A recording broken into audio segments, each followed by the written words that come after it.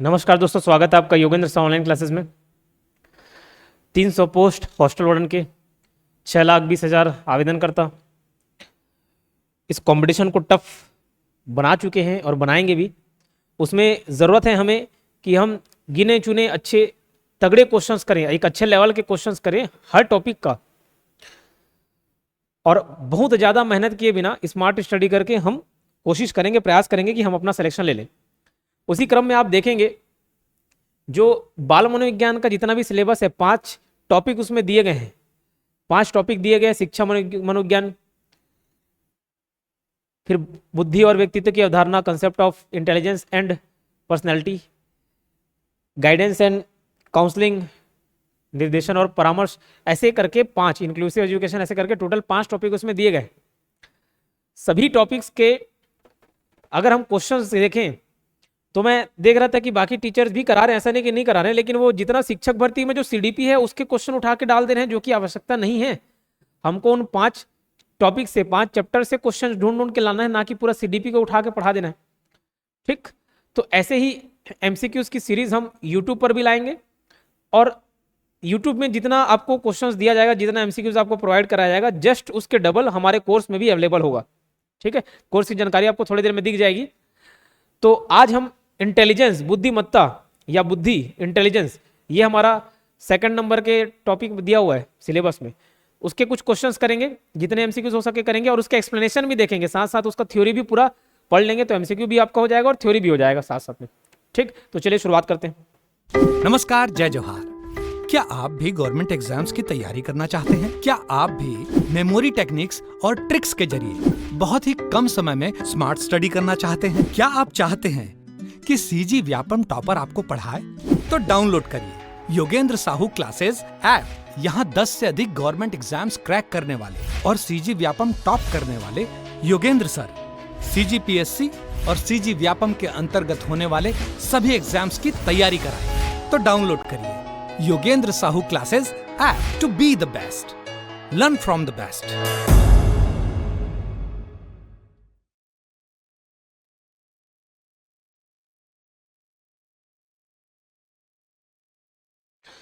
चलिए शुरुआत करते हैं, पहली क्वेश्चन की ओर बढ़ते हैं।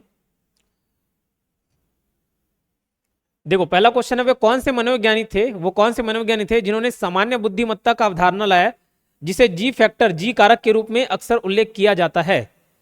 क्वेश्चन अंग्रेजी में भी देख लेते हैं, बाइलिंगुअल है, बढ़िया, किसी हिंदी मीडियम के बच्चों को भी तकलीफ नहीं होगी, अंग्रेजी वाले को भी तकलीफ नहीं होगी। Which psychologist introduce the concept of general intelligence often referred to as G factor? क्या आंसर होगा? Sigmund Freud, Alfred Binet, Howard Gardner, Charles Spearman. G factor किसने लेके आया? तो जो कोर्स में पढ़े होंगे या यूट्यूब पे भी पहला लेक्चर डाला था, उसमें स्पष्ट मैं बताया हूं, unitary theory, 2 factor theory, single factor theory, multi factor theory, बहुत सारी थ्योरी बताए। तो ये जो जी फैक्टर लाने वाले हैं उसका नाम है कॉल चार्ल्स स्पीयरमैन। क्या नाम है उनका? Charles Spearman. ध्यान रखिएगा, क्या नाम है? Charles Spearman. अब इससे संबंधित मैं थोड़ा सा जानकारी आपको देना चाहूंगा, बताना चाहूंगा। देखो, theory of intelligence, theory of intelligence, बुद्धि के सिद्धांत, बुद्धि के सिद्धांत, बहुत सारे बुद्धि के सिद्धांत दिए गए, ध्यान रखना। पहला बुद्धि का सिद्धांत दिया गया था, यूनिफैक्टर थ्योरी नाम से जाना जाता है इसको, यूनिफैक्टर थ्योरी या मोनार्किक थ्योरी या single factor theory, single factor theory के नाम से भी जाना जाता है, जिसको हम लोग बोलते हैं एक कारक सिद्धांत, एक कारक, एक कारक सिद्धांत, एक कारक सिद्धांत। ये क्या बोलता है? इस थ्योरी के अनुसार, जो इस थ्योरी के प्रवर्तक थे, उन्होंने बताया कि बुद्धि ही एकमात्र शक्ति है, और बोले कि अगर किसी व्यक्ति में इंटेलिजेंट होगा ना, अगर वो बुद्धिमान होगा, उसमें बुद्धि होगी, तो वो मैथ्स भी अच्छा बनाएगा, वो जीएस भी अच्छा बनाएगा, वो इंग्लिश भी अच्छा बनाएगा, वो हिंदी भी अच्छा बनाएगा, वो बाल मनोविज्ञान भी अच्छे से पढ़ लेगा, वो हॉस्टल ऑर्डर भी निकाल लेगा, वो लेबर इंस्पेक्टर भी निकाल लेगा, वो पटवारी भी बन जाएगा, डिप्टी कलेक्टर बन जाएगा, सब कर लेगा। ऐसा मानना था किस सिद्धांत का? यूनिफैक्टर या सिंगल फैक्टर थ्योरी का। ठीक है, समझ आ रही बात? तो इसके प्रवर्तक कौन कौन थे, इसको किसने सपोर्ट किया? तो याद रखना, 3 लोगों का नाम आएगा। एक याद रखना, टर्मन, क्या? टर्मन। दूसरा बिने, और तीसरे व्यक्ति का नाम है, टर्मन हो गया, बिने हो गया, और स्टर्न, विलियम स्टर्न। ठीक, तो लुईस टर्मन, अल्फ्रेड बिने और विलियम स्टर्न, ये 3 लोग हैं तीनों लोगों का आपको नाम याद रखना है। टर्मन हो गया, बिने हो गया, स्टर्न हो गए। लो हिंदी में भी लिख देता हूं भैया, टर्मन, बिने, ये सब सरनेम है ना, बिने टी साइलेंट रहता है, और विलियम स्टर्न, अंग्रेजी में भी लिख दिए, हिंदी में भी लिख दिए, दोनों में लिख दिए। तो तीनों ने यूनिफैक्टर एक कारक सिद्धांत बोला। लेकिन फिर आगे आए स्पीयरमैन, इन्होंने बोला अरे ऐसे कैसे हो सकता है कि कोई एक व्यक्ति एक चीज में बुद्धिमान है तो दूसरे में भी होगा, ऐसे नहीं चलेगा। तो उसने लाया टू फैक्टर थ्योरी, द्विकारक सिद्धांत, द्विकारक सिद्धांत, और ये हमारा क्वेश्चन का आंसर है, उसका पूरा एक्सप्लेनेशन है, ड्यू फैक्टर थ्योरी, द्विकारक सिद्धांत।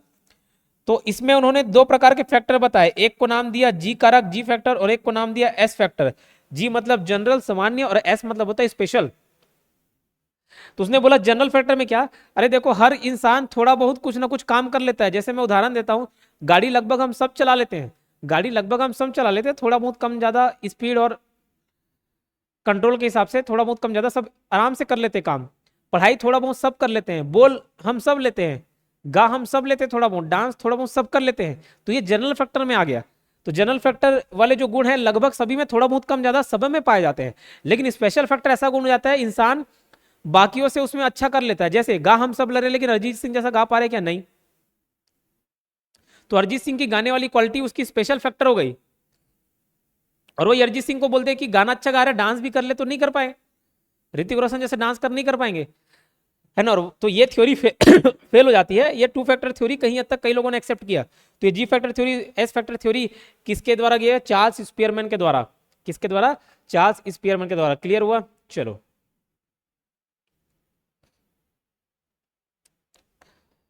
सेकंड क्वेश्चन है, द स्टैनफोर्ड बिने इंटेलिजेंट टेस्ट मेजर। स्टैनफोर्ड बिने, ये ता आ जा रहा है, ये साइलेंट है ना। स्टैनफोर्ड बिने बुद्धिमत्ता परीक्षण क्या मापता है, क्या मापता है भैया, द स्टैनफोर्ड बिने इंटेलिजेंट टेस्ट मेजर। तो अब देखो इस क्वेश्चन में यहां पे मैं आईक्यू भी डला सकता था, नॉर्मल आईक्यू डला सकता था, लेकिन नॉर्मल आईक्यू ना डाल के मैंने एक वर्ड लिखा है जनरल कॉग्निटिव एबिलिटी। क्योंकि जिनको मैं पढ़ाऊंगा थ्योरी में जो देखे होंगे, अगर इंटेलिजेंस क्वेश्चन देता तो तुरंत टिक मार देते हैं, लेकिन अब कंफ्यूज हो जाओगे शब्द देख के। तो जानबूझ के इसको मैंने डाला कि थोड़ा बहुत घुमा फिरा के पूछे तो भी आपसे बने। अब देखो स्टैनफोर्ड बिने इंटेलिजेंस टेस्ट क्या मापता है, तो सीधी सी बात है, आंसर डी है जनरल कॉग्निटिव टेस्ट, सामान्य ज्ञान क्षमता। इसके बारे में भी थोड़ा सा इतिहास बना देता हूं, पूरा आपको याद हो जाएगा। 1905 में सबसे पहले बिने और एक और व्यक्ति था साइमन, इसी का चेला कलीग साइमन। तो इन लोगों ने सबसे पहला टेस्ट किया। अब देखो बिने ने ये देखा कि यार मैं 40-50 बच्चे को देखता हूँ, 40-50 बच्चे को एक ही टीचर पढ़ा रहा है, सबको समान रूप से पढ़ा रहा है, लेकिन कुछ बच्चा उसको ग्रेस्प कर लेता है, कुछ नहीं कर पाता, कुछ उसको समझ जाता है, कुछ नहीं समझ पाता। तो बिने को लगा कि यार कोई ऐसा तत्व जरूर है जो एक बच्चा सीख जाता है उसके मदद से और दूसरा नहीं सीख पाता। ठीक है, इसी के वजह से बिने ने एक परीक्षण किया, इंटेलिजेंस टेस्ट किया, बुद्धि परीक्षण करने का प्रयास किया। किसने, बिने ने। किसने, बिने ने। तो ध्यान रखना, पहला फर्स्ट इंटेलिजेंट टेस्ट किसने किया, फर्स्ट आईटी इंटेलिजेंट टेस्ट किसने किया, बिने ने किया। फर्स्ट इंटेलिजेंट टेस्ट किसने किया, बिने ने किया। फर्स्ट इंटेलिजेंट टेस्ट किसने किया, बिने ने किया। ध्यान रहेगी बात। तो पहला बुद्धि परीक्षण किसने किया, बिने ने किया। तो ध्यान रखना, बुद्धि परीक्षण के पितामह किसको बुलाता है, बिने को बुलाता है। ये सारे 4, 5, 6, 7 और क्वेश्चंस बता दे रहा हूं, आगे चल के और जब अपलोड करूंगा वीडियो तो आसानी होगी। ठीक, फिर 1912 में कौन आए, अच्छा इसमें याद रखना मेंटल एज का कंसेप्ट भी, मेंटल एज मानसिक आयु, मानसिक आयु मेंटल एज, इसका कंसेप्ट भी किसने दिया, तो बिने ने दिया। अब उस पर डिटेल में कभी और बात कर लेंगे। फिर 1912 में आए स्टर्न, विलियम स्टर्न। कौन, विलियम स्टर्न, STERN स्टर्न। तो स्टर्न आए, स्टर्न एक रेशियो दिए, क्या बताए, MA/CA, mental age upon current age, या करंट एज या रियल एज, या इसी को ही क्रॉनिकल एज भी बोला जाता है, मानसिक आयु बटे वास्तविक आयु। इन्होंने सबसे पहले आईक्यू का कंसेप्ट दिया, आईक्यू का, किसका कंसेप्ट दिया, आईक्यू का कंसेप्ट दिया, मतलब बुद्धि का एक अनुपात बता दिया। बोलोगे नहीं सर वो तो टर्मन थे, हाँ टर्मन भी आए 1916 में टर्मन ने, लुईस टर्मन नाम था पूरा उसका, तो टर्मन ने स्टैनफोर्ड यूनिवर्सिटी में, ये यूनिवर्सिटी का नाम है स्टैनफोर्ड यूनिवर्सिटी में, एक टेस्ट किया, यही बिने का जो टेस्ट था उसको मॉडिफिकेशन किया, उसी पे थोड़ा बहुत अपना जोड़ जाड़ के एक नया परीक्षण किया, स्टैनफोर्ड में किया, इसलिए इसका नाम पड़ गया स्टैनफोर्ड बिने टेस्ट। तो इस परीक्षण, इस बुद्धि परीक्षण को स्टैनफोर्ड बिने परीक्षण के नाम से जाना जाता है। ठीक, और यही टर्मन ने उसी समय आईक्यू का फॉर्मूला दे डाला। तो अभी तक आईक्यू का कंसेप्ट स्टर्न ने दिया था, लेकिन इसमें बस क्या किए, mental age upon chronicle age, मतलब मानसिक आयु बटे कालक्रमिक आयु या मानसिक आयु बटे वास्तविक आयु इनटू बस 100 कर दिया, ये फॉर्मूला दिया आईक्यू का। तो ध्यान रखना, आईक्यू का कंसेप्ट किसने दिया, स्टर्न ने। आईक्यू का फॉर्मूला किसने दिया, तो टर्मन ने। तो आईक्यू का फॉर्मूला दिया गया, तो इस आईक्यू से, ये स्टैनफोर्ड बिने इंटेलिजेंट टेस्ट या इस आईक्यू टेस्ट से क्या नापा जाता है, आईक्यू से क्या उसकी बुद्धि मापी जाती है किसी बच्चे की अगर आईक्यू ज्यादा है तो मानेंगे कि वो बुद्धिमान है, उसमें सामान्य ज्ञान बहुत ज्यादा है। तो सामान्य ज्ञान की क्षमता मापी जाती है आईक्यू टेस्ट से, इंटेलिजेंट टेस्ट से, स्टैनफोर्ड बिने इंटेलिजेंस से। ठीक है, चलो, what does the IQ stand for in intelligent testing. तो आईक्यू का मतलब क्या होता है, ये सारे हिंदी में ये ऑप्शन भी दे सकते हैं, बुद्धिमान, बौद्धिक, लेकिन आईक्यू का फुल फॉर्म पूछा ना तो अंग्रेजी में ही रहेगा, इंटेलिजेंट ऐसे रहेगा, इंटेलिजेंट। तो इस ऑप्शन को आप अंग्रेजी में देखिए, what does the IQ stand for in intelligent testing, intellectual quality, intelligent question, intelligence question की इंटेलेक्चुअल क्वेश्चन। तो ध्यान, इंटेलिजेंट नहीं है, इंटेलिजेंस है, इंटेलिजेंस क्वेश्चन। ठीक, समझ आई बात। बुद्धि लब्धि, हिंदी में इसका शब्द का नाम दिया गया बुद्धि लब्धि, बुद्धि लब्धि, बुद्धि लब्धि, समझ आई बात। तीसरा क्वेश्चन क्लियर। चलो, ऐसी देखो, मैं डिटेल में बाल मनोविज्ञान को पढ़ा रहा हूं, हॉस्टल वार्डन के लिए बहुत तेज कंपटीशन है, बहुत ही ज्यादा कंपटीशन है, इसलिए योगेंद्र साहू क्लासेस संस्था द्वारा हॉस्टल वार्डन का कोर्स संचालित किया जा रहा है। बहुत ही कम फीस पर, 4,000 रुपये इसकी फीस है, बस मात्र हम 1499 रुपये में इस कोर्स को कवर करा रहे हैं। साथ ही साथ सिर्फ 99 रुपये में टेस्ट सीरीज भी कंडक्ट करा रहे हैं। 99 रुपये में कंप्यूटर का 1000 क्वेश्चन का टेस्ट सीरीज अलग है हिंदी में, और 99 रुपये का एक हॉस्टल वार्डन टेस्ट सीरीज अलग है। उसमें हम लोग बाइलिंगुअल क्वेश्चन सिर्फ मैथ्स के डालें, बाकी सब हिंदी में है, पहले से ही बता देते हैं, मात्र 99 रुपये में। तो इतना टेस्ट सीरीज कम प्राइस पर और कम प्राइस पर ही हॉस्टल वार्डन का कोर्स करा रहे हैं। आप चाहे तो उसका लाभ ले सकते हैं, क्योंकि कंपटीशन बहुत ज़्यादा है, आपको कहीं ना कहीं सहारे की जरूरत है जो उसमें मिल जाएगी। उस कोर्स को आप देख लेंगे, काफ़ी रहेगा। ठीक है, तो बाजू में पूरी जानकारी है, आप ऐप डाउनलोड कर सकते हैं, वहाँ से भी आप ले लीजिएगा। और इसका PDF कहाँ मिलेगा, अगर कोई पूछे इसका PDF कहाँ मिलेगा, तो PDF कहाँ मिलेगा, टेलीग्राम चैनल में। इसका PDF मिलेगा टेलीग्राम चैनल में, Yogendra Sahu classes, Yogendra Sahu online classes नाम से टेलीग्राम है का चैनल है, कमेंट बॉक्स में मिल जाएगा लिंक, वहाँ से आप PDF डाउनलोड कर लीजिएगा। ठीक है, चलो, who developed the theory of multiple intelligence, Alfred बिने, हॉवर्ड गार्डनर, डेविड वेक्सलर और लुइस टर्मन। तो देखो, अभी मैं सबसे पहला जब क्वेश्चन आया था तो सिंगल फैक्टर थ्योरी, बहुत सारी थ्योरी हैं इंटेलिजेंस के, बहुत सारी थ्योरी हैं, बुद्धि के बहुत सारे सिद्धांत हैं। तो उस सिद्धांत में हमने एक सिंगल फैक्टर थ्योरी देख लिया, फिर दूसरा 2 फैक्टर थ्योरी देख लिया, द्विकारक सिद्धांत, तीसरा ध्यान देना, तो ये 2 के ऊपर में चर्चा कर चुके हैं। तो चलो लिख ही देता हूं जी, फिर से मेहनत कर देते हैं। सिंगल फैक्टर थ्योरी या यूनिटरी थ्योरी या एक कारक सिद्धांत, इसको लिख लेना हिंदी में एक कारक। 2 फैक्टर द्विकारक, द्विकारक सिद्धांत। तो एक कारक सिद्धांत के जो प्रवर्तक हैं कौन कौन है, टर्मन है, स्टर्न है, स्टर्न है और बिने। द्विकारक के कौन है, स्पीयरमैन है, स्पीयरमैन। वैसी फिर एक मल्टी फैक्टर है, मल्टी फैक्टर थ्योरी दिया, बहुकारक सिद्धांत, मल्टी फैक्टर थ्योरी, बहुकारक सिद्धांत। क्या, बहुकारक सिद्धांत। तो बहुकारक सिद्धांत के प्रवर्तक है थॉर्नडाइक, थॉर्नडाइक, अंग्रेजी में भी लिख देता हूं, थॉर्नडाइक। इसको ऐसा कहना, थोड़ा बहुत, थोड़ा बहुत, थोड़ा से थॉर्न, बहुत से बहुकारक।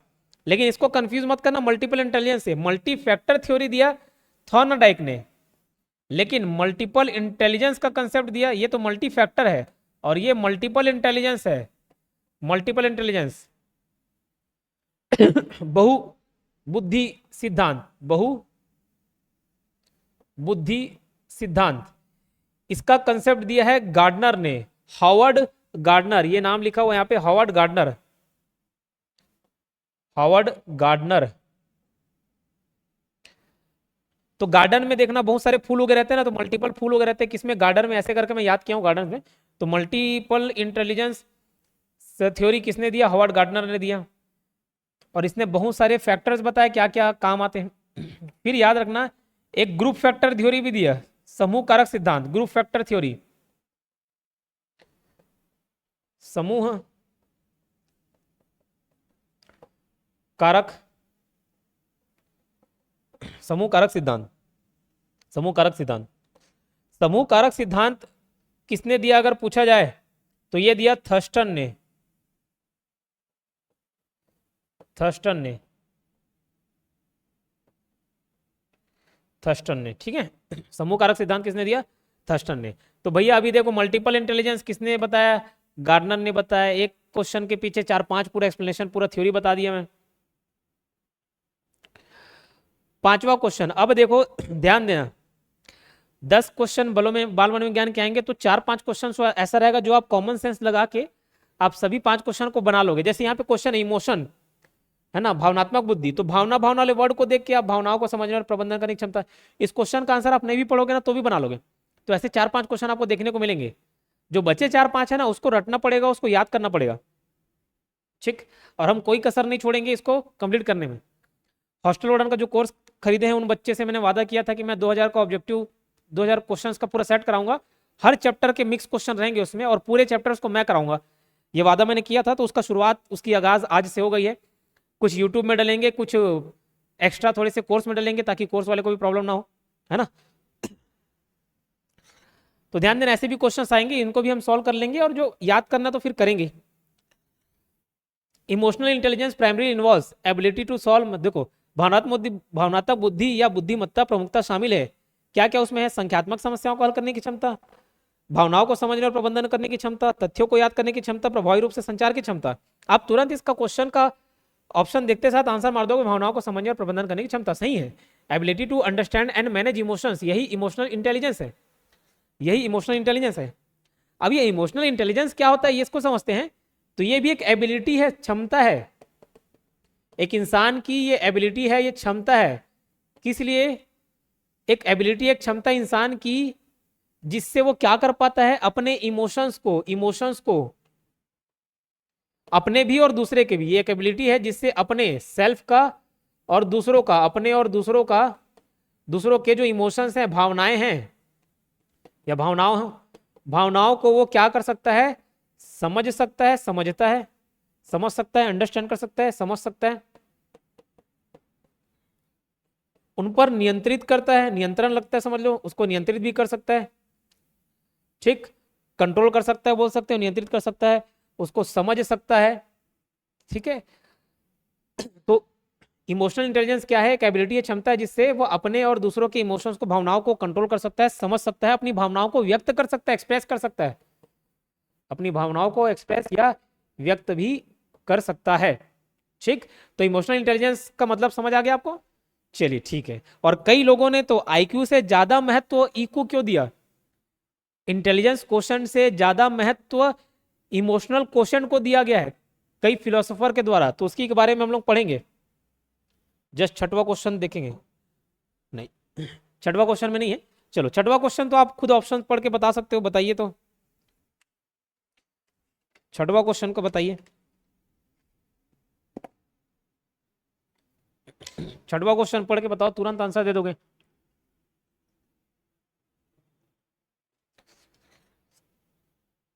यहाँ पे जो डिस्प्ले हो रहा है मेरा नंबर भी वहाँ पे सामने है, मौजूद है, तो आप उस हमारी टीम मेंबर से कांटेक्ट कर सकते हैं 7701236687 पे, जिन्होंने टेस्ट सीरीज परचेज नहीं किया है या कोर्स परचेज नहीं किया तो कर सकते हैं उसमें, ठीक है। इसका answer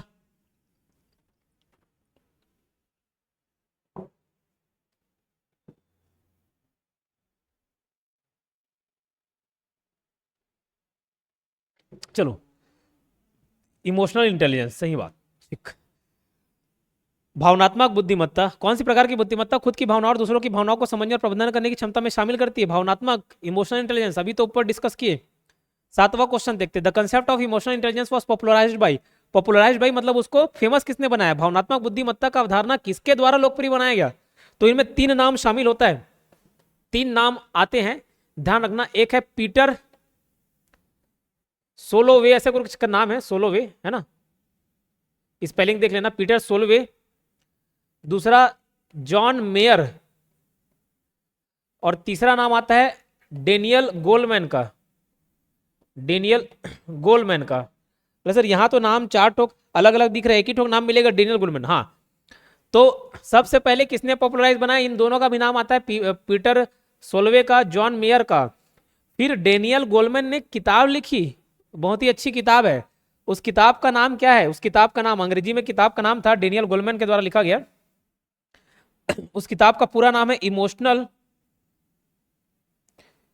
emotional quotient, semicolon, why it matters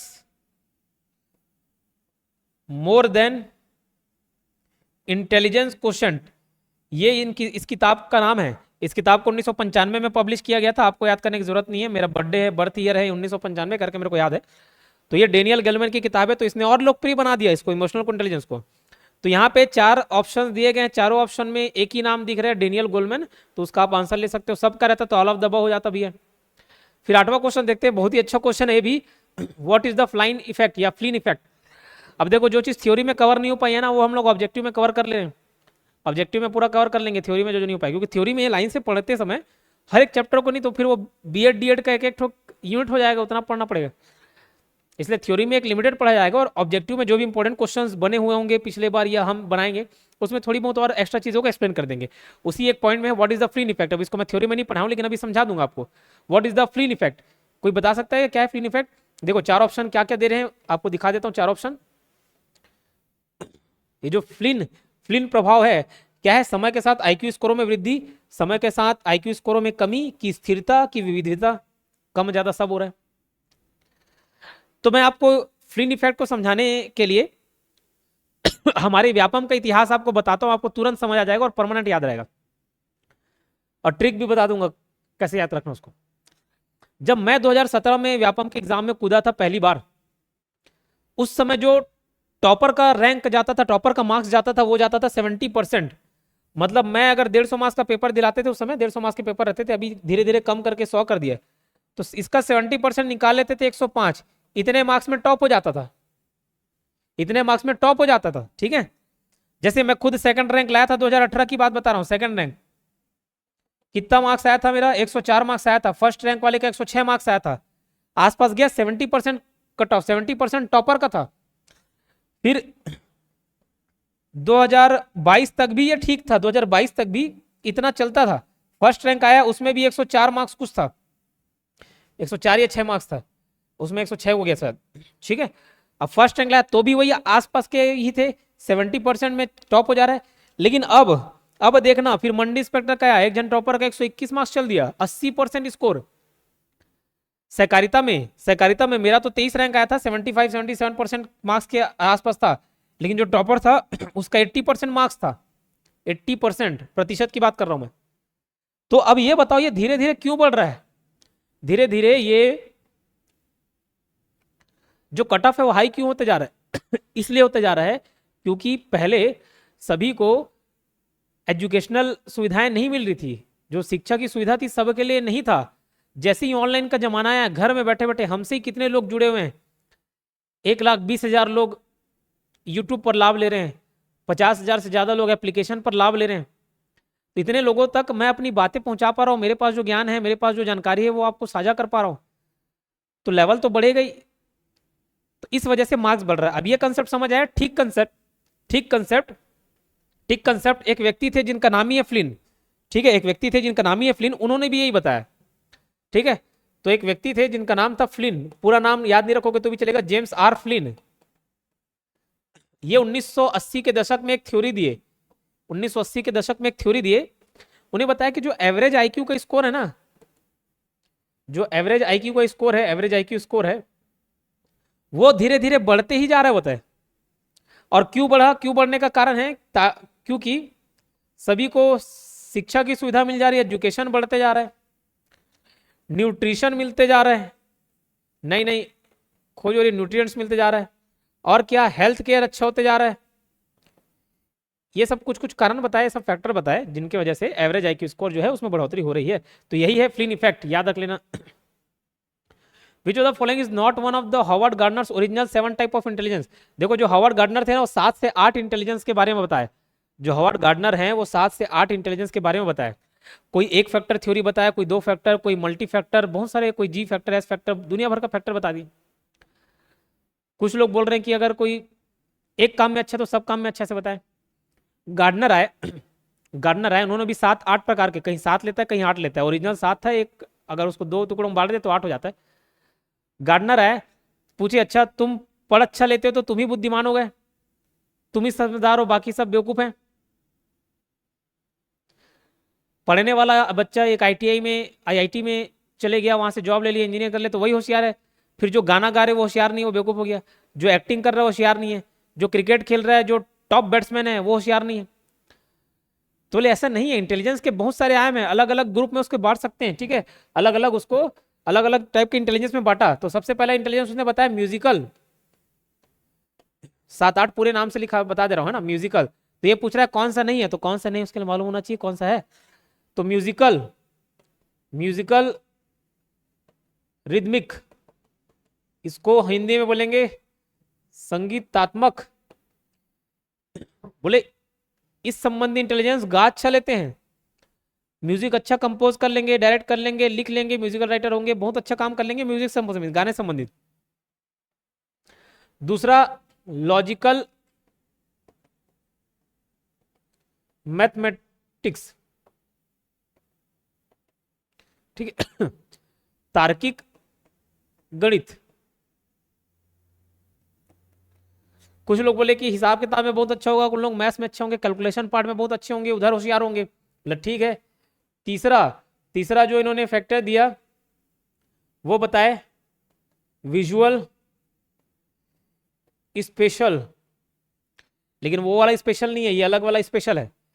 इसका मतलब स्पेस से संबंधित होता है, स्पेस से, तो विजुअल स्पेशल। हिंदी में इसको बोलते हैं देशिक।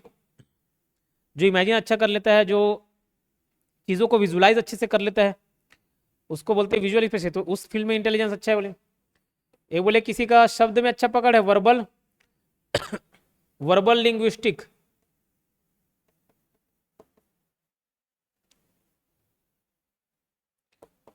बोले शाब्दिक अच्छा ज्ञान है, शाब्दिक ज्ञान। फिर एक है इंटरपर्सनल और एक है इंट्रापर्सनल। एक अंतर व्यक्तिक और दूसरा है अंतः व्यक्ति। किसी का कम्युनिकेशन बहुत अच्छा है, बोले जो दूसरे से बात, एक सेल्समैन भी इंटेलिजेंट हो सकता है। सेल्समैन सामान को बेच पा रहा है, सेल्समैन सामान को बेच पा रहा है, दूसरे को एक्सप्रेस कर पा रहा है। जितने भी मैनेजर होते हैं उन लोग भी इंटेलिजेंट है। कैसे? अरे उसकी क्वालिटी आपकी क्वालिटी से अलग है, वो दूसरों के साथ अच्छे से कम्युनिकेट कर पाता है, दूसरों को चीज़ों को एक्सप्लेन कर पाता है, तो वो भी अपने फील्ड में इंटेलिजेंस है। वैसे इंटरपर्सनल में आएगा, जिनको दूसरों के साथ कैसे बिहेव करना है वो समझ आ जाए। इंट्रापर्सनल में दूसरों को छोड़ो, बोले जो अपने आप को समझ गया, अपने अंदर झांक लिया, वो भी बुद्धिमान है। बोले कैसे? जो अपने आप को समझ लिया। देखो जितने भी बुद्धिजीवी है, ज्ञानी है, सन्यासी हैं, सारे के सारे ध्यान में बैठते हैं, बाहर की दुनिया छोड़ के अपने अंदर की दुनिया में झांकते हैं। लोग क्या बताएं, लोगों की क्या मान्यता है, वो सब छोड़ के खुद उस चीज को महसूस करते हैं। बोले वो भी क्या है, वो भी ज्ञानी है, बुद्ध इसका सर्वश्रेष्ठ सुधार हो सकते हैं। ठीक। फिर है 7वां बॉडीली काइनेस्थेटिक, शारीरिक संवेदी, शारीरिक संवेदी, बॉडी काइनेस्टिक, जिनका अपने फिजिकल मूवमेंट में बहुत अच्छा कंट्रोल है, जैसे स्पोर्ट्स प्लेयर। बोले वो भी इंटेलिजेंट है। विराट कोहली जैसा आप क्रिकेट खेल सकते हो, धोनी जैसा खेल सकते हो? नहीं। तो आप छोटा मोटा पढ़ाई करके जॉब ले लिए तो आप इंटेलिजेंट हो गए, वो इंटेलिजेंट नहीं है। वो भी, सचिन भी इंटेलिजेंट है। तो इस कैटेगरी में आ जाएगा। एक है नेचरिस्टिक, प्रकृतिवादी, तो उसको कभी काउंट करते नहीं काउंट करते तो 7 और काउंट करते तो 8 हो गए। तो प्रकृतिवादी, नेचर वाला भी पॉइंट याद रखना है ना। तो जिनको प्रकृति से, मैंने बोला जितना भी साइंटिस्ट है ना, कई लोग सिर्फ प्रकृति को ऑब्जर्व कर करके चीज हमारे बीच में कैसी घटनाएं हो रही, क्या घटनाएं हो रही हैं, उनको देख कर भी खोज कर लेते हैं। मैं हर बच्चों को ये उदाहरण देता हूँ, न्यूटन हो गए, आइंस्टाइन हो गए, स्टीफन हॉकिंग हो, ये तीनों साइंटिस्ट देखोगे ये सब स्पेस की बातें करते थे, लेकिन क्या स्पेस में चल दिए? नहीं गए ना। नेचर अपने प्रकृति को, अपने आसपास की प्रकृति को समझे, ग्रेविटेशनल फोर्स को समझे, टाइम को समझे, लाइट को समझे, और वहीं से बैठे बैठे इमेजिन करके सब चीज theory of relativity they the. Newton gravitational force बता दिया, ठीक है। तो इतना सारा कैलकुलेशन कैसे हुआ? नेचर को समझ के, प्रकृतिवादी है ना, 8वां पॉइंट लिख सकते हो, प्रकृतिवादी। तो इसमें कौन सा नहीं है भैया? इतना तो सर बता दिए, कौन सा नहीं है? लॉजिकल मैथमेटिकल है कि नहीं बताया, तो स्पेशल है कि नहीं बताया, तो विजुअल स्पेशल। म्यूजिकल है कि नहीं बताया, तो म्यूजिकल रिदमिक। स्पिरिचुअल बताया क्या? नहीं। बोले नहीं सर, लेकिन इधर तो बुद्ध का एग्जाम्पल दिया था, वो इंट्रापर्सनल था वहां से, लेकिन नाम उसको स्पिरिचुअल नहीं दिया। ठीक है, हिंदी में भी देख लेते भाई। तार्किक, गणितीय, स्थानिक, संगीत, और ये जो स्थानिक लिखा हो ना उसको देशिक भी बोलते हैं, देशिक या स्थानिक भी लिख सकते हो उसको, स्थानिक और देशिक दोनों। संगीत और आध्यात्मिक, आध्यात्मिक वाला पॉइंट नहीं दिया। क्लियर हुआ क्या? ठीक है, इतना पॉइंट समझ आया। आखिरी क्वेश्चन पर बढ़ते हैं। ये जो वैक्सलर वाला पॉइंट है, वैक्सलर वाला ये जो वैक्सलर वाला टेस्ट है, वैक्सलर का इंटेलिजेंट टेस्ट,